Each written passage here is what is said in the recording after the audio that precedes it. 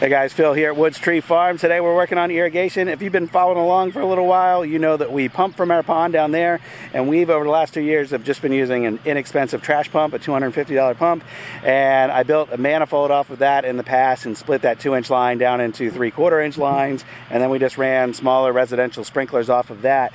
The problem with that is that those sprinklers just don't put out enough water volume to really make an impact out here.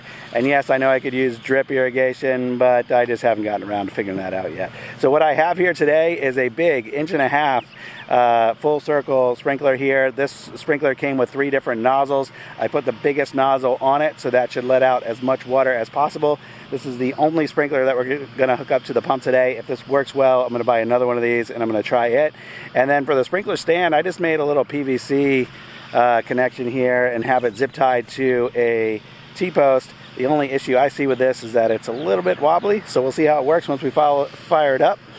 Next thing I need to do is go get the pump ready, check the oil, put fuel in it, hook up the water lines, and we'll test it out. So follow along, let's have a little fun. Here we go.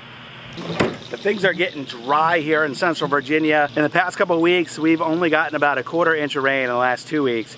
And the next 10-day forecast, there's like very, very little chance of rain, maybe a couple days with some isolated storms. If we can get one of those storms, that'd be fantastic, but I'm not gonna count on it. I'm gonna try to get as much water down in these fields as I can. And you can see around, like everything still looks pretty green, but I can tell in areas it is getting dry. The ground is hard and the grass in spots is starting to dry out. So I know that these trees are gonna be stressed if we don't do something about it. So let me get some fuel in the pump, we'll get this thing going.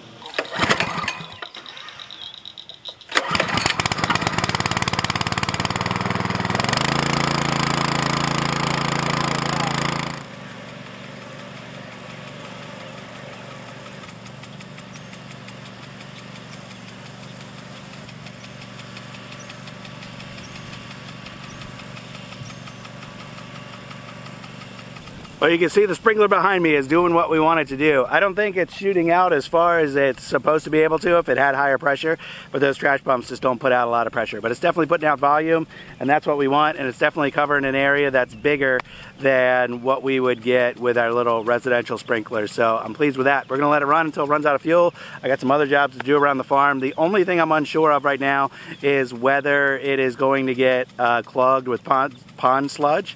I don't have any kind of filter on the other end, but I do have a way to start filtering it. I just didn't hook it up today. I was in a hurry to get this going. So if it gets clogged, if I got to deal with that, I'll show you that in this video. But if not, we're going to wrap it up today, and I appreciate you guys watching. So if you got any questions or comments about this setup and what we're doing out here, leave those below. And until next time, I hope you have a good one. I'll see you on the next video. Bye-bye.